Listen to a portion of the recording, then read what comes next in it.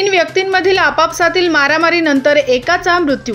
दोन अनोळखी आरोपींविरोधात माणगाव पोलीस ठाण्यात गुन्हा दाखल। भांडण आणि मारामारी दुकानाच्या सीसीटीव्हीमध्ये कैद।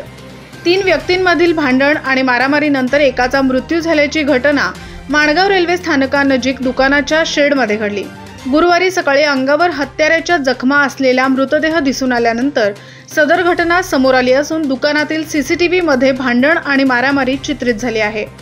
या प्रकरणी माणगाव पोलीस ठाण्यात या मारामारीतील इतर दोन अनोळखी व्यक्तींविरोधात गुन्हा नोंद करून माणगाव पोलिसांनी तपास सुरू केला आहे।